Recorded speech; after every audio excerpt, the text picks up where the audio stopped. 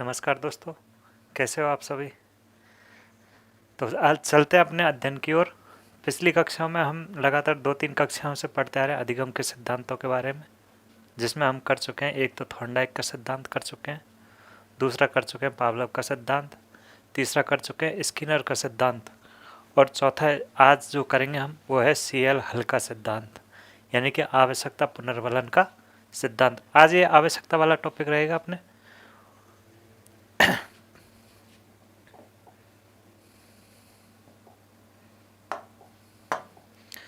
तो आज हम बात करेंगे आवश्यकता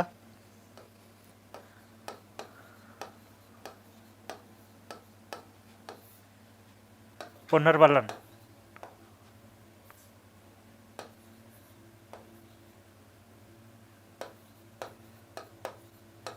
आवश्यकता पुनर्वलन का सिद्धांत। आज हम इस सिद्धांत के बारे में बातचीत करेंगे। यह अपना 4 नंबर वाला सिद्धांत रहेगा, इस सिद्धांत को CL हल के द्वारा दिया गया था। इस सिद्धांत को CL हल के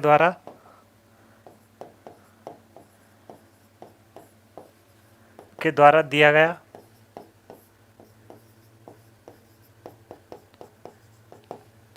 और CL हल को नव व्यवहारवादी भी कहा जाता है। CL हल को नव व्यवहारवादी भी कहा जाता है।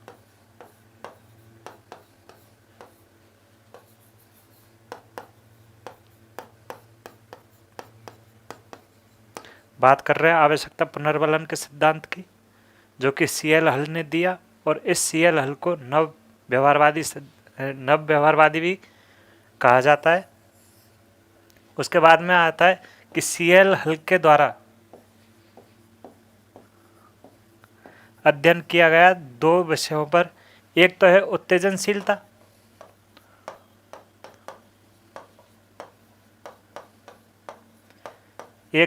उत्तेजनशीलता, और दूसरा है स्वतंत्र साहचर्य। ठीक है, इन दोनों पर CL हल ने अध्ययन किया, और इन दोनों को अध्ययन करते हुए उन्होंने 2 पुस्तकें लिखी। CL हल की पुस्तकें, जिनमें पहली पुस्तकें तो थी, एक तो थी प्रिंसिपल ऑफ बिहेवियर,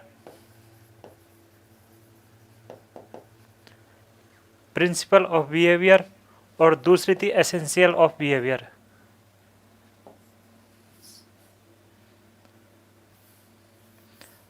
पहली पुस्तक थी प्रिंसिपल ऑफ बिहेवियर, और दूसरी थी एसेंशियल ऑफ बिहेवियर।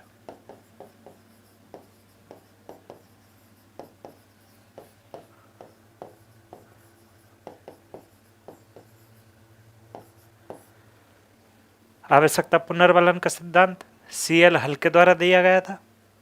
CL हल को नव व्यवहारवादी भी कहा जाता है, और CL हल ने उत्तेजनशीलता एवं स्वतंत्र साहचर्य पर अध्ययन किया, और वो अध्ययन करते हुए 2 पुस्तकें लिखी। एक तो प्रिंसिपल ऑफ बिहेवियर, और दूसरी पुस्तक लिखी थी एसेंशियल ऑफ बिहेवियर। CL हल को 20वीं शताब्दी के उत्तरार्ध का मनोवैज्ञानिक भी कहा जाता है। CL हल को 20वीं शताब्दी के उत्तरार्ध का मनोवैज्ञानिक भी कहा जाता है। 20वीं शताब्दी के उत्तरार्ध 20वीं शताब्दी के उत्तरार्ध का मनोवैज्ञानिक भी कहा जाता है।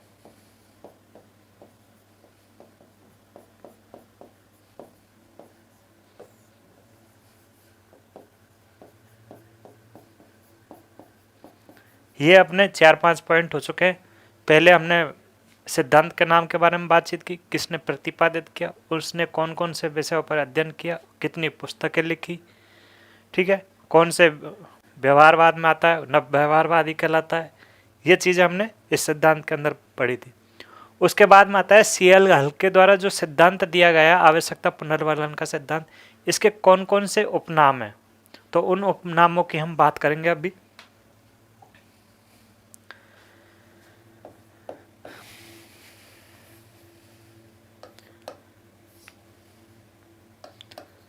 सिद्धांत के उपनाम, अन्य नाम या उपनाम, कि भाई इस सिद्धांत को और किन किन नामों से जाना जाता है। पहला नाम आता है आवश्यकता कमी पूर्ति का सिद्धांत। आवश्यकता, पहला नाम आता है आवश्यकता कमी पूर्ति का सिद्धांत।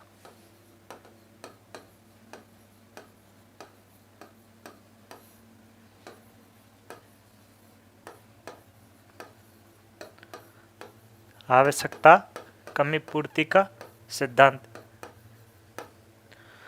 दूसरे नाम की बात करें तो उद्देश्य प्रवणता का सिद्धांत। उद्देश्य प्रवणता का सिद्धांत भी कहते हैं इस सिद्धांत को। उद्देश्य प्रवणता के सिद्धांत से भी नाम, इसके नाम से भी इसे जाना जाता है।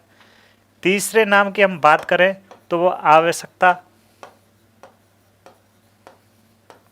सबलन का सिद्धांत।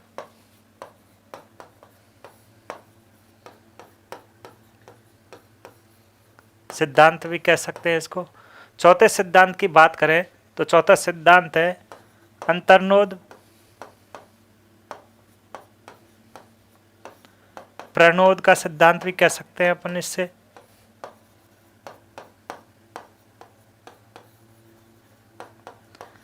अगर इसका पांचवा नाम देखा जाए तो इसे SOR थ्योरी भी कहा जा सकता है। SOR थ्योरी, SOR थ्योरी भी कह सकते हैं। अगले नाम की बात करें तो अगला नाम है यथार्थवाद का सिद्धांत। छठे नाम की बात करें इस सिद्धांत के की तो वह है यथार्थवाद का सिद्धांत।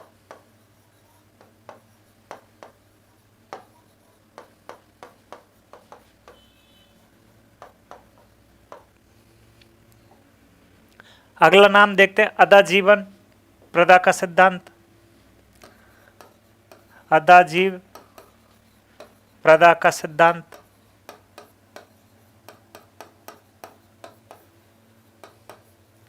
ठीक है, और कौन कौन से नाम है इसके कि एक तो है आवश्यकता उद्दीपक का सिद्धांत। आवश्यकता उद्दीपक का सिद्धांत भी कह सकते हैं इसे। ठीक है, उसके बाद में आता है अधिगम का, इसे अधिगम का सर्वोत्तम सिद्धांत कहा जाता है। ठीक है, ये अपन ने इस सिद्धांत के बारे में 9 नामों के बारे में जानकारी की थी, जिसमें पहला नाम आया था कि आवश्यकता कमी पूर्ति का सिद्धांत। आवश्यकता कमी पूर्ति का सिद्धांत यानी कि किसी भी चीज़ की अगर अपने को आवश्यकता पड़ती है उस आवश्यकता के आधार पर ही काम किए जाते हैं। अगर किसी चीज़ की आवश्यकता नहीं होगी तो उस काम को नहीं किया जाएगा। दूसरा नाम है उद्देश्य प्रवणता का सिद्धांत। तीसरा नाम आता है आवश्यकता सबलन का सिद्धांत। पुनर्वलन बोल दो या सबलन बोल दो, एक ही बात होती है। चौथा नाम है अंतर्नोद प्रणोद का सिद्धांत। पांचवा नाम है SOR थ्योरी भी कह सकते हैं। और छठा नाम यथार्थवाद का सिद्धांत भी कह सकते हैं इसे। सातवां अदाजीव प्रदा सिद्धांत भी कह सकते हैं।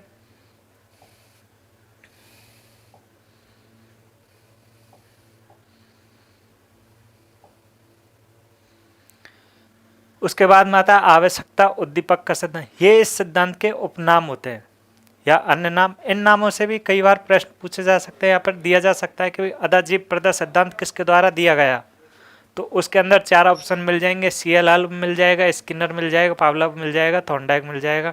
तो अपने CL हो जाएगा, CL हल आंसर इसका हो जाएगा।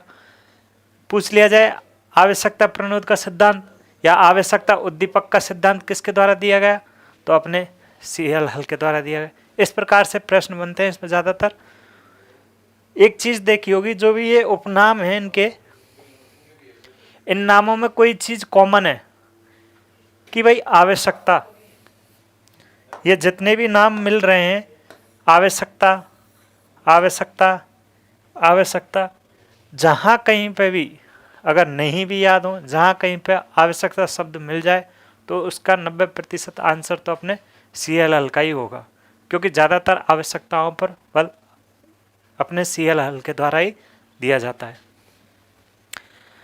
उसके बाद में हम बात करें तो हल ने 2 प्रकार के पुनर्वलन बताए हैं। हल ने 2 प्रकार के पुनर्वलन बताए।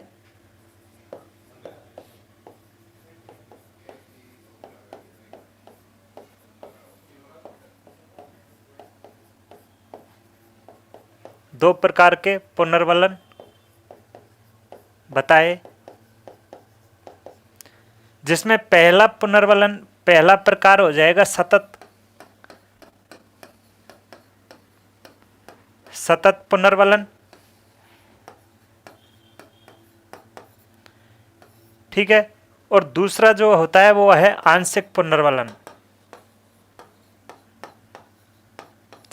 आंशिक पुनर्वलन, CL ने 2 पुनर्वलन बताए, एक तो है सतत पुनर्वलन और दूसरा है आंशिक पुनर्वलन।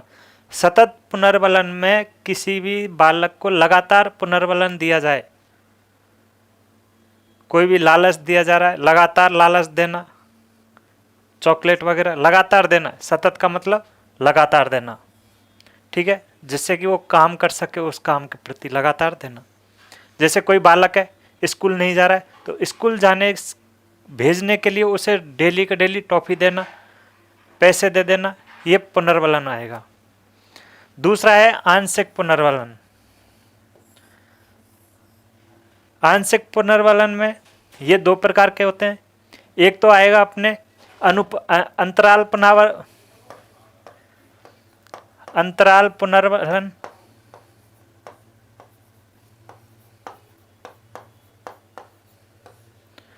और जो दूसरा प्रकार है वो होता है अनुपातिक पुनर्वलन।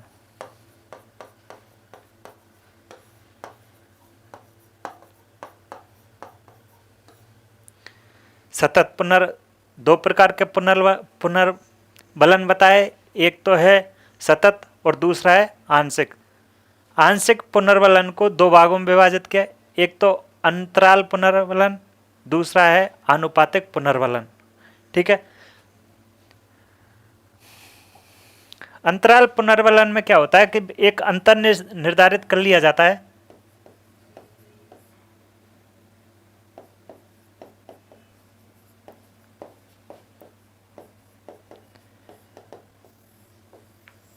अंतराल यानी कि अंतर से, या एक दिन छोड़कर दूसरे दिन देना, एक दिन छोड़कर दूसरे दिन देना, एक दिन छोड़कर दूसरे दिन देना, ये अंतर हो गया। और दूसरा आता है अनुपात, यानी कि इतना काम कर लिया फिर तुझे पुनर्वलन दिया जाएगा, इतना काम किया फिर, यानी कि अनुपात के रूप में पुनर्वलन देना, कोई भी वस्तु को देना या लालच देना अनुपात के रूप में। अगर इतना पड़ेगा तो 1 चॉकलेट मिलेगी, इतना पड़ेगा तो 1 चॉकलेट मिलेगी, तो वो अनुपात के अंदर दिया जाएगा।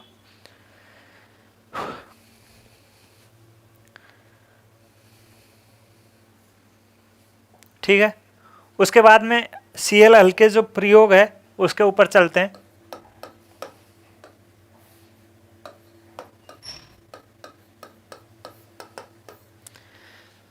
आवश्यकता पूर्ति के संबंध में हल का मानना है कि जीव एक स्वतः संचालित प्रक्रिया है।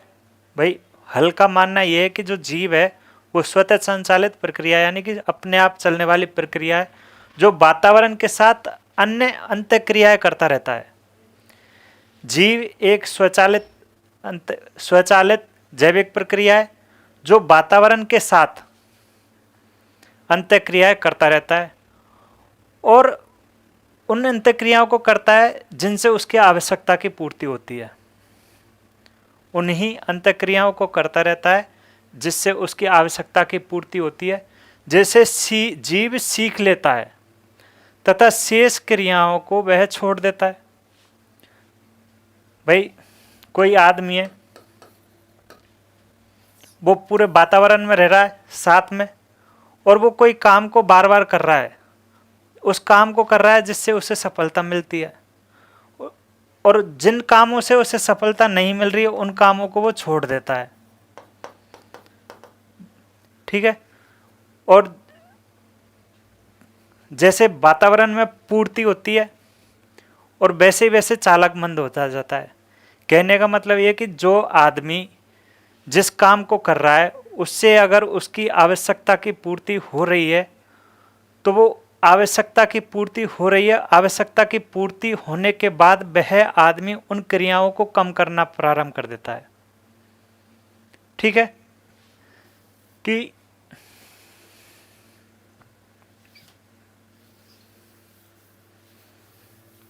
जैसे मैं कहूं कि कोई बालक है, उससे आप कहोगे कि भाई क्रिकेट खेल करके आया है वो, और क्रिकेट खेलने के बाद में तुरंत सीधा रसोई के अंदर जाएगा और कहे क्योंकि उसे भूख लगी हुई है।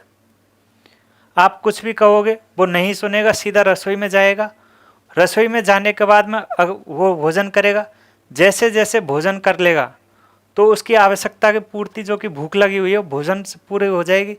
फिर वो अन्य काम करेगा, अन्यथा वो काम नहीं करेगा। यानी कि जितनी आवश्यकता आदमी को होती है उसी प्रकार से उसका चालक भी मंद पड़ता जाता है, धीरे धीरे कम हो जाता है। आवश्यकता पूरी होगी तो चालक मंद हो जाएगा।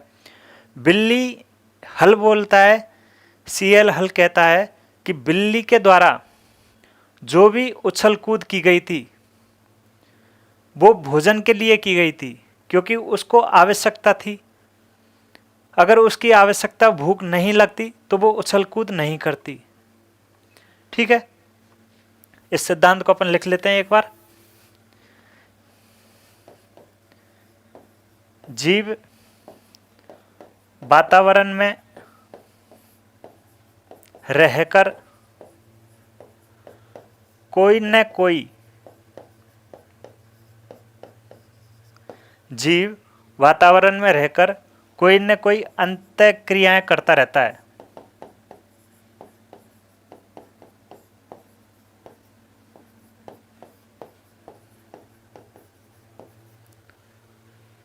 और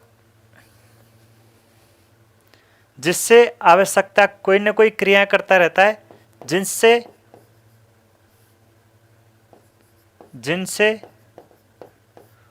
उसकी आवश्यकता की पूर्ति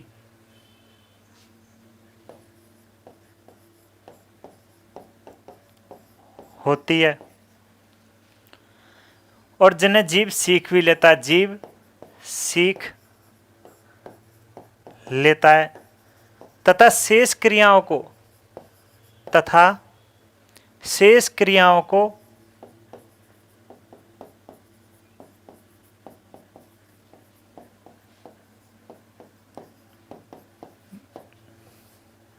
जीव छोड़ देता है।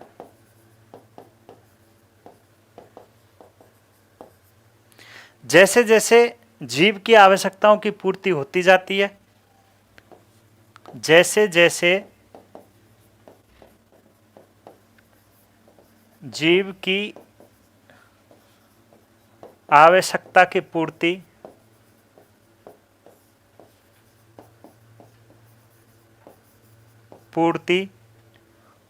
होती जाती है, वैसे वैसे चालक मंद पड़ता जाता है। ठीक है। मंद पड़ता जाता है। कहने का मतलब यही है कि कोई भी काम कर रहा है आदमी तो काम किस लिए कर रहा है, क्योंकि उसको आवश्यकता है। और जब उसकी आवश्यकता की पूर्ति हो जाएगी तो वो काम करना बंद कर देगा, धीरे धीरे उसे बंद कर देगा। ठीक है। यही चीज़ अपने को हल कहता है कि ना तो उद्दीपक प्रदान होता है और ना ही अनुक्रिया प्रदान होती है, केवल और केवल आवश्यकता प्रदान मानता है हल।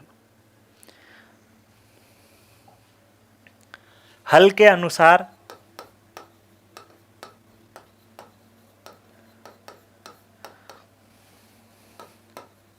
ना तो उद्दीपक प्रदान होता है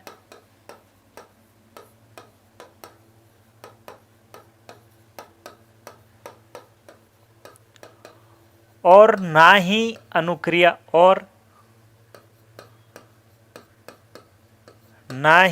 अनुक्रिया प्रदान होती है।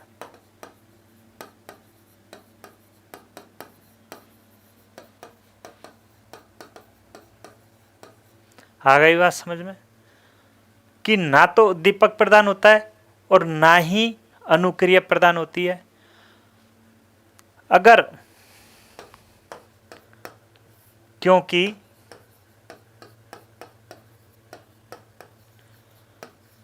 भूखी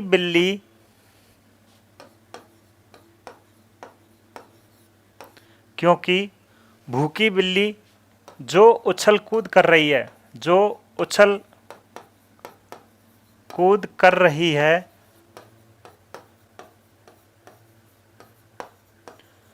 उसका आधार भोजन है। कर रही है उसका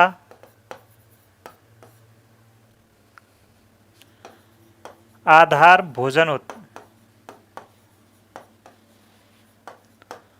भोजन की आवश्यकता है, क्योंकि उसका आधार भोजन की आवश्यकता है।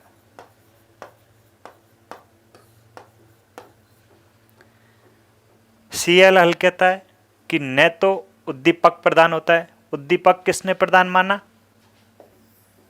थॉर्नडाइक ने। भाई उद्दीपक को थॉर्नडाइक ने प्रदान माना और अनुक्रिया को किसने प्रदान माना है? स्किनर ने।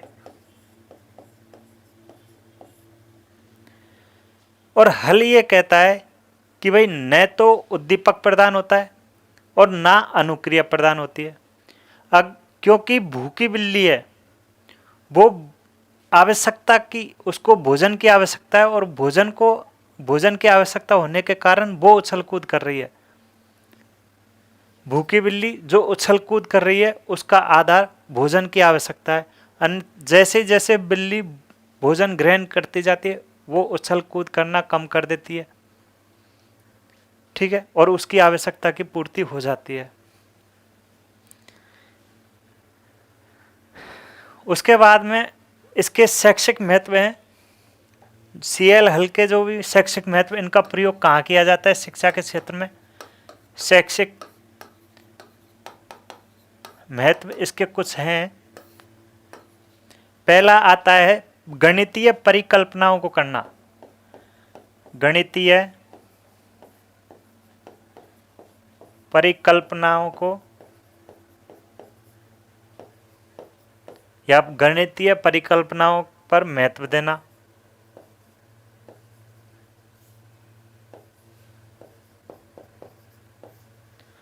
दूसरी बात करें शिक्षण विधि के चयन में।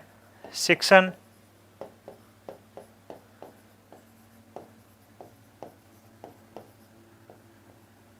विधि के चयन में। तीसरा महत्व देखते हैं तो पाठ्यक्रम के निर्माण में। पाठ्यक्रम के निर्माण में। चौथी बात करें तो शिक्षण सामग्री के चयन में। शिक्षण सामग्रियों के चयन में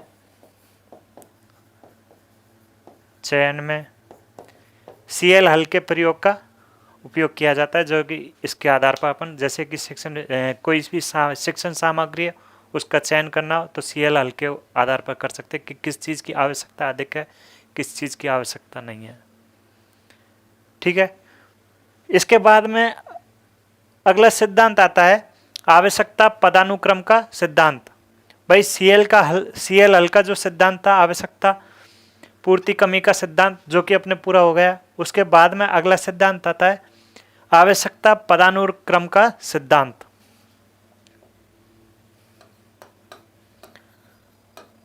आवश्यकता पदानुक्रम का सिद्धांत।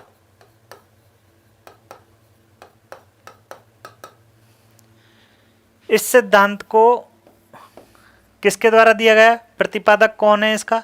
इसका प्रतिपादक है मैस्लो। प्रतिपादक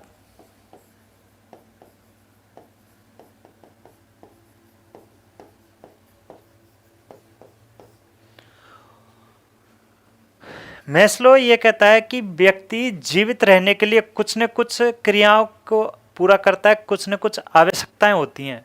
व्यक्ति जीवित रहने के लिए कुछ न कुछ आवश्यकताएं होती हैं व्यक्ति के जीवित रहने के लिए, और वे आवश्यकताएं 5 प्रकार की बताई हैं मैस्लो के अनुसार।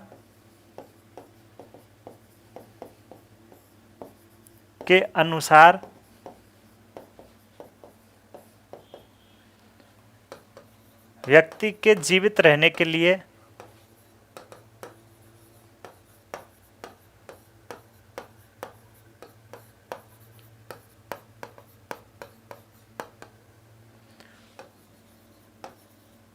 कुछ आवश्यकताओं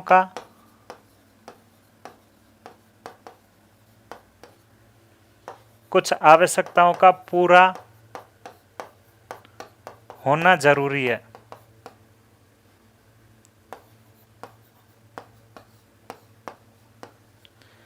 मैस्लो कहता है कि व्यक्ति अगर जीवित रहना चाहता है तो उसे कुछ न कुछ आवश्यकताएं होंगी जिनको पूरा करना जरूरी होता है। और मैस्लो के अनुसार मैस्लो ने ये 5 आवश्यकताएं बताई। मैस्लो 5 प्रकार की आवश्यकताओं के बारे में बातचीत करता है। 5 प्रकार की आवश्यकता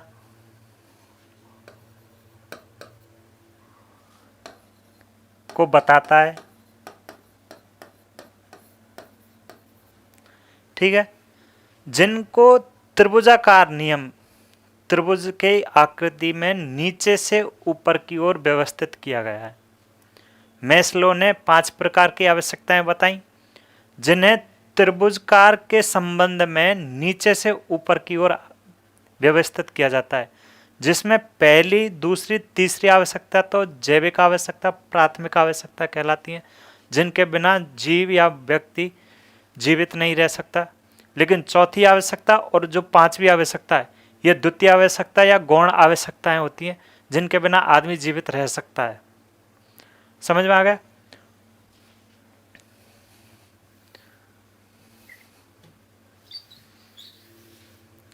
पांच प्रकार की आवश्यकताएं।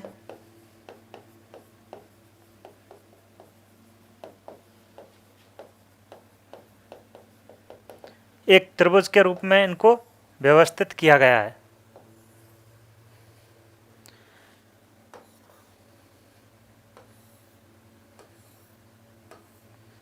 नीचे से ऊपर के क्रम में या निम्न से उच्च क्रम में।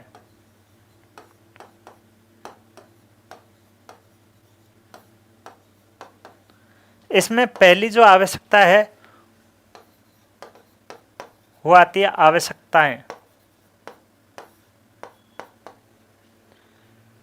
यानी कि दैनिक आवश्यकता जो कि रोटी वगैरह काम आती हैं। दूसरी है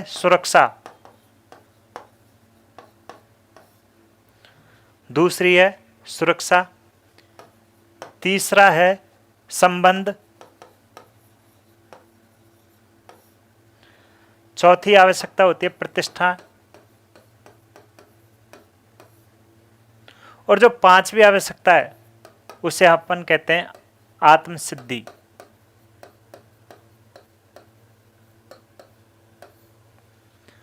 ये 5 आवश्यकताएं बताई, जिसमें पहली अपने को आती है आवश्यकता है जो रोटी, कपड़ा, मकान। ये तो हो गई अपने आवश्यकता जो कि पहली। दूसरी आती है सुरक्षा, तीसरी आती है संबंध, चौथा आता है प्रतिष्ठान, और 5वीं आती है अपने आत्मसिद्धि। इसमें जो पहली, दूसरी, तीसरी है, पहली, दूसरी, तीसरी, ये प्राथमिक आवश्यकताएं।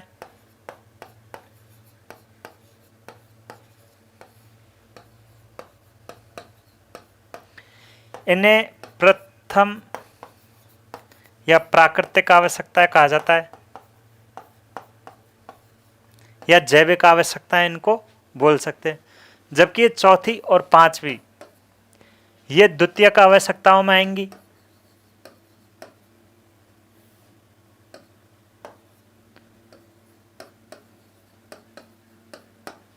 द्वितीयक आवश्यकताएं या फिर इनको गौण आवश्यकताएं भी कह सकते हैं।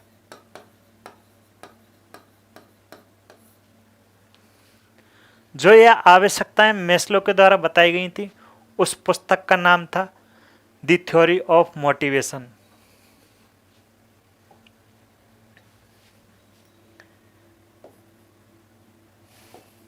इन आवश्यकताओं को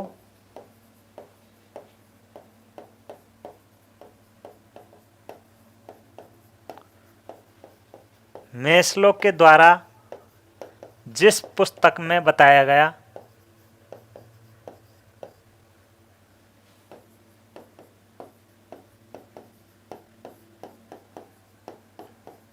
वह पुस्तक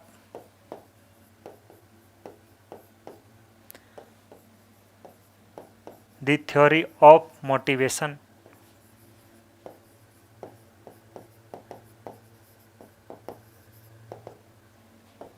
ठीक है। इसमें मैंने पहली आवश्यकता बता दी कि भाई रोटी हुई, पानी हुआ, भूख, प्यास, काम, ये सारी प्राकृतिक पहली आवश्यकताओं के अंदर आती हैं।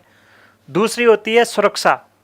जब व्यक्ति की भूख प्यास वगैरह ये पूरी हो जाएंगी तो वो सुरक्षा के संबंध में डोलता है कि भाई मुझे सुरक्षित रहना है, मकान बनाने की कोशिश करेगा। जब उसके ऊपर छत आ जाती है तो वो तीसरी आवश्यकता की ओर बढ़ता है, संबंध। यानी कि अब उसे संबंध बनाने चाहिए, एक दूसरे से मेल मिलाप करना चाहिए, तो इस संबंध के अंदर आ जाएगा। चौथी आती है जब संबंध आदमी के बन जाते हैं तो वो जो संबंध बनाने के बाद में उसे प्रतिष्ठित आदमियों की श्रेणी माना पड़ता है। यानी कि वो सम्मान चाहता है दूसरे से कि भाई मुझे मेन आदमी माना जाए या सम्मान किया जाए मेरा। और जो पांचवी आवश्यकता होती है, इस अवस्था तक आदमी बहुत कम पहुंच पाते हैं, आत्मसिद्धि की अवस्था, यहाँ तक आदमी नहीं पहुंच पाता है। जबकि अपने चार आवश्यकताएं, आवश्यकता, सुरक्षा, संबंध और प्रतिष्ठा और आत्मसिद्धि, ठीक है, ये आवश्यकताएं होती हैं। जो भी आज मैंने क्लास ली है इससे संबंधित अगर कोई भी समस्या हो तो आप कमेंट में लिख देना, और जितना हो सके वीडियो को शेयर करो। अगर आपकी प्रतिपुष्टि हमें प्राप्त होगी तो हमें खुशी होगी और हम ज़्यादा से ज़्यादा मेहनत करेंगे आपके लिए। देखते हैं अगली क्लास में अगला टॉपिक। जब तक लिए धन्यवाद।